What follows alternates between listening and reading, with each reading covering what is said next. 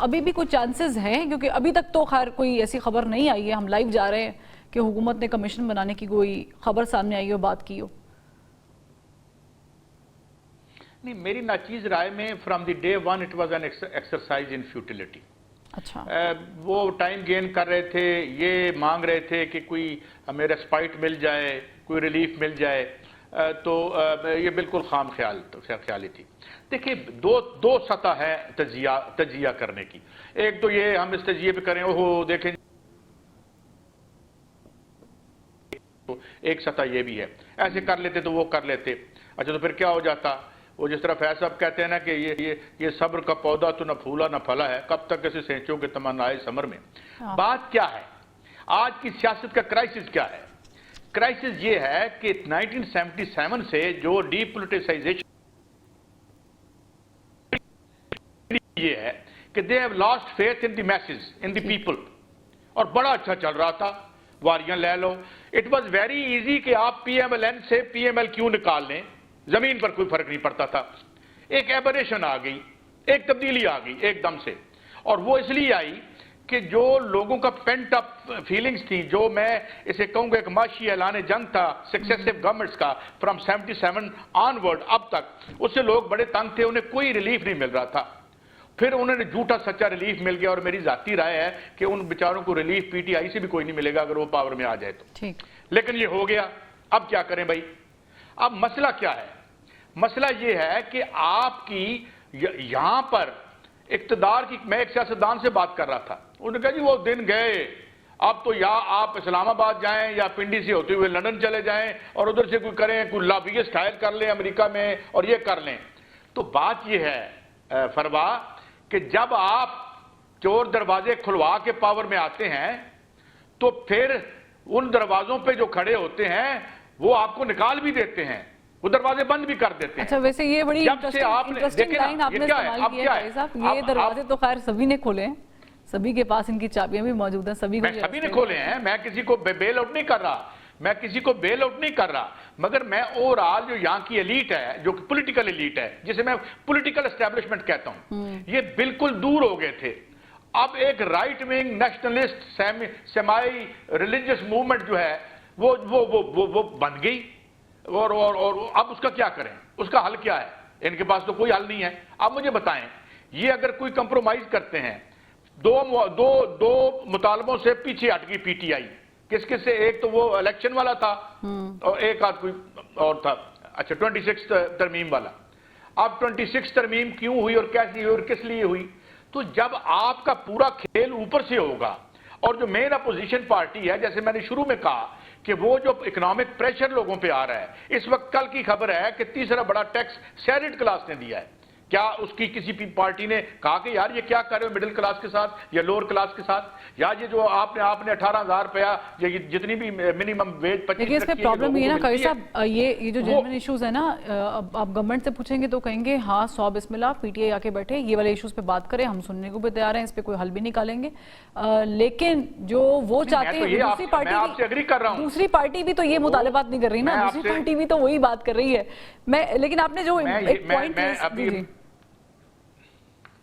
मैंने शुरू में ये बात की थी, अगर आपको याद हो, जब शेख रशीद साहब वजीर दाखिला थे तो जिस तरह से PTI ने भुरकस निकाला था उन क्लास का और उन काम करने वालों को, वो आपके सामने है। इनका क्लास कैरेक्टर यही है। सवाल ये है कि जब सियासत अवाम से दूर कर दोगे तो फिर आपको वो जो ताकत के सेंटर हैं वहां कभी डिग्गी में बैठ के जाना पड़ेगा, कभी बुर्का पहन के जाना पड़ेगा, और होगा वो जो करेंगे, और जो हो रहा है वो बिल्कुल ठीक हो रहा है आपके साथ। ठीक है, लेकिन इसका फायदा किसको पहुंचेगा? पहुंचा है अगर ये मुज़ाकरात कामयाब नहीं, नुकसान तो हम बेतहाशा गिना सकते हैं। शहजाद इकबाल साहब, मैं शहजाद इकबाल साहब को कैसा थोड़ा सा, जी मैं एक मिनट दीजिएगा, मैं जरा शहजाद इकबाल साहब को इसमें इन्वॉल्व कर लूं। शहजाद इकबाल साहब, मेरे प्रोग्राम में वावड़ा साहब ने जो बात कही थी वो हमने देखा कि ख्वाजा आसिफ साहब ने हूबहू वही बात की। उन्होंने कहा अगर ये जुडिशल कमीशन की बात कर रहे हैं तो फिर वो 35 पंक्चर हैं, वहां से भी बात खुलेगी, फिर ये दूर तलक जाएगी, और फिर 2018 के इलेक्शन। तो इट सीम्स लाइक कि ज़ाहिर है कि वो चाहते ही नहीं है कि जुडिशल कमीशन की तरफ कोई बातचीत आए। लेकिन अनदर थिंग, पाकिस्तान तहरीक इंसाफ भी दूसरी तरफ अलायंस की तैयारी कर रही है एहतजाज के लिए, ग्रैंड अलायंस की, उसमें ज़ाहिर है कि महमूद खान अचकज़ई को इन्वॉल्व करते हैं या फिर मुस्तफ़ा नवाज़ होकर Shahid Khan Abbasi. By the way इनके पास मैन पावर या स्ट्रीट पावर नहीं है, मौलाना फजल रहमान अभी तक इनके साथ शामिल नहीं है। आपको लगता है कि पहले भी बहुत सारी एक्सरसाइजेज हुई हैं ऑन स्ट्रीट कैपिटल के अंदर, ये वाली एक्सरसाइज को डिफरेंट होगी? अच्छा फरमा, एक तो ये जब कहा जाता है ना कि नहीं फिर 2014 पे भी चले जाएं, मतलब ये तो फिर कहीं नहीं रुकेंगे ना, फिर आप चले जाएं कि IJI कैसे बनी थी और उस वक्त उसके कौन तो बेनिफिशियरीज ना वाली बात है, ना ही समझे। हाँ, 90s में मोहतरमा बेनजीर भुट्टो की हुकूमत को किसने घर भेजा था, किसने उस वक्त सियासी मामलत जो है एस्टैब्लिशमेंट को फराहम की थी, मतलब वो तो बहुत पीछे चले जाएंगे। देखिए मसला नियत और इंटेंशन का है। अगर तो हुकूमत एस्टैब्लिशमेंट इस वक्त भी बड़े कंफर्टेबल है कि ठीक है इमरान खान को हम 4 साल जेल में रख के मुल्क चला सकते हैं, जो कि पहले आपने देखा था इलेक्शन के पहले, इलेक्शन के बाद यही सोच थी, तो फिर ठीक है, सही है। लेकिन अगर आपको लगता है कि नहीं ये कुछ अर्सा तो चल सकता है, लेकिन अगर आपने इसको लॉन्ग टर्म चलाना है, मुल्क में आपने इन्वेस्टमेंट चाहिए और आपको एक स्टेबिलिटी चाहिए, और जाहिर सी बात है आखिर में विल ऑफ द पीपल जो है वो मैटर करती है, तो फिर आपको कहीं ना कहीं बातचीत करनी पड़ेगी।